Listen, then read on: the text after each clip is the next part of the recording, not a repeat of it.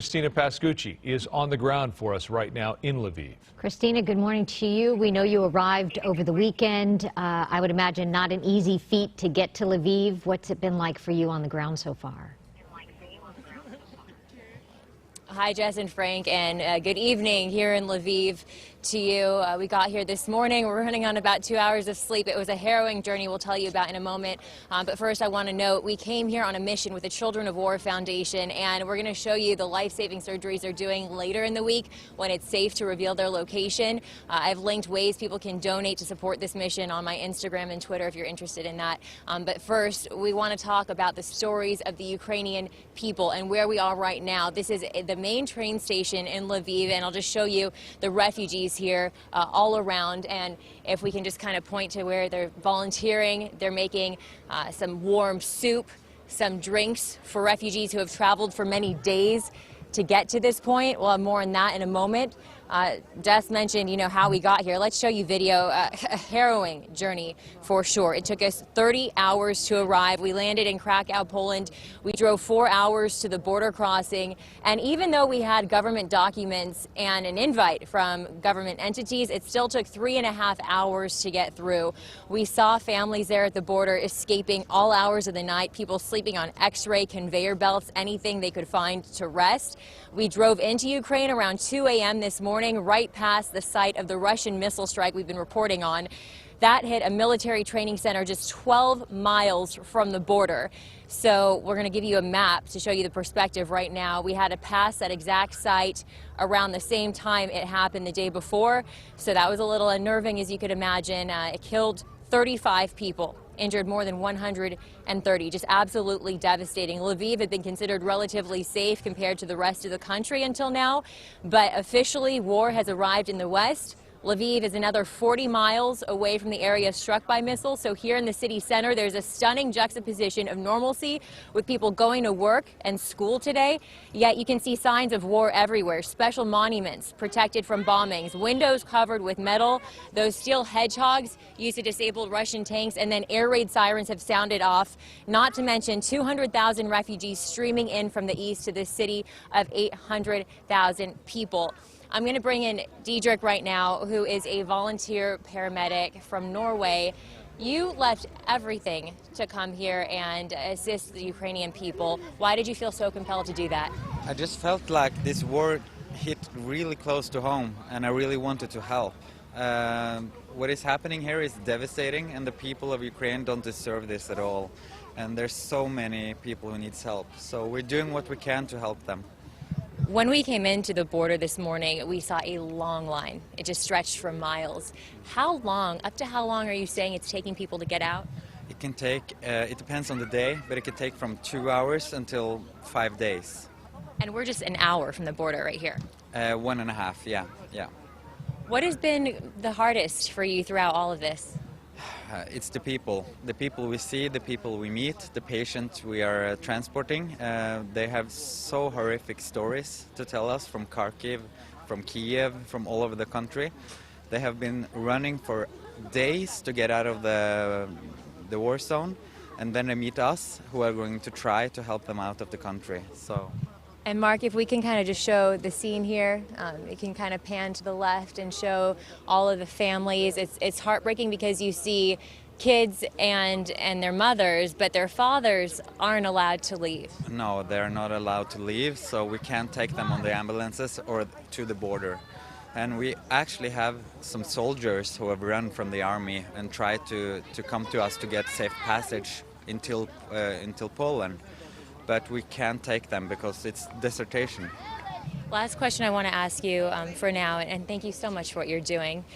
You are actually, even though you're on leave from work, they're still paying you? I'm still getting paid even though I'm here. So I can be here for a long time if I want to, and I really want to. It's amazing to see the way in which the world's stepping up to support the people of Ukraine. Yeah, that's actually really amazing. Everyone is coming together to do this for Ukraine. Thank you for your time, Diedrich. We appreciate you so much. And hopefully we showed you the images of the people who are fleeing in the train station, which is right around here. Can you just show the big white building right here, Mark? We saw just people who had waited in line for 5 hours, and they're probably going to wait in line even longer to catch the trains. And we'll continue to bring these images. A lot of beautiful moments today, you guys, of kids playing piano here that was set up for them, for the refugees to enjoy this. And then also we saw a really beautiful birthday celebration, a christening at the church.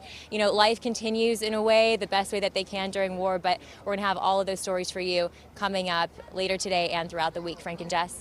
And Christina, that's what struck me about what you were just saying a moment ago, this idea that we keep talking about Ukraine and thinking of Ukraine being in a war, being invaded, and yet here to the western part of the nation, while even they have been bombed, they do continue to live their lives.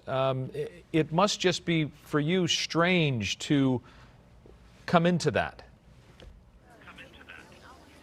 It is. It's incredibly odd, and it's really hard to put words to it, Frank. Just the drive from the border to here was really scary, I gotta say, because you just don't know. The Russians have been so unpredictable, obviously. They've targeted hospitals and civilians, and you don't know what they're going to do next. So there's that huge sense of uneasiness. But then you walk around here, and yes, this is a refugee camp, essentially where we are right now, but throughout the city, cafes are open. Someone who I know here on the ground asked if I wanted to grab a coffee. It's kind of a weird juxtaposition of normalcy and dealing with this new reality of war.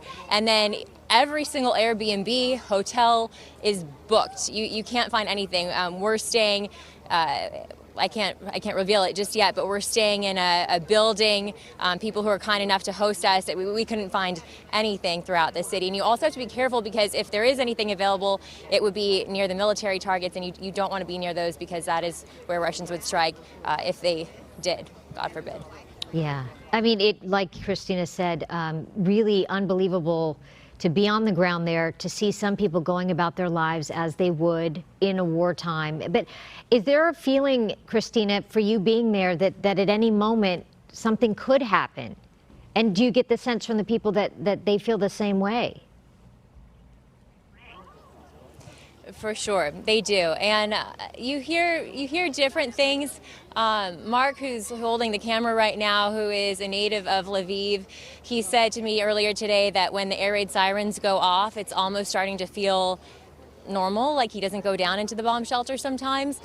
We heard them this morning. We got in around somewhere between 3 and 4 a.m. We were into our rooms by 5. Then the alarms sounded off, and you know, for us not being used to it, we were thinking, what do we do? Do we continue sleeping? Do we go seek shelter? And it's an interesting system they have here. They're all on a special app, and the city, once the air siren goes off for 1 minute and then it stops, and then it could actually last for like hours, and then the city will alert everyone when they can come back safely up to, you know, the main ground. So they wait for that text message, and then that's when everyone comes back up from the bomb shelter.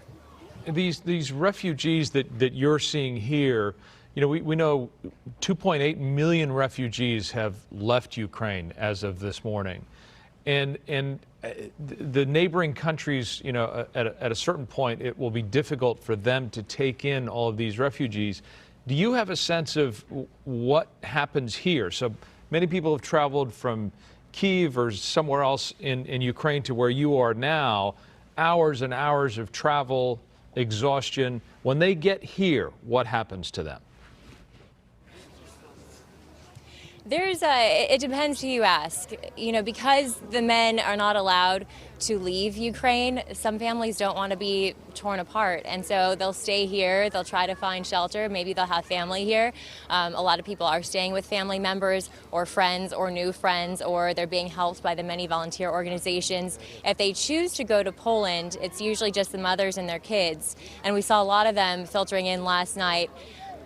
They wait for so long, and you could just see the utter exhaustion that they feel when they get there, because they've probably come from the east, which takes days, and then, like you just heard Diedrich say, it could take another 5 days just from here, which is an hour away because of the long lines of cars.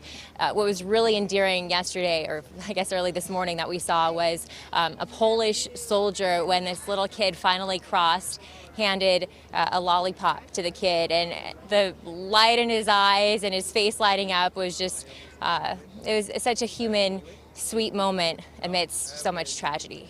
Yeah, and that's one thing I think everyone thinking about the children in all of this. It's unimaginable. But Christina, be safe. It was really amazing to see what things are like there on the ground in Lviv. We know your family, your husband, your parents, all I'm sure concerned about your safety. So be well and thank you. And we hope to see you later this morning.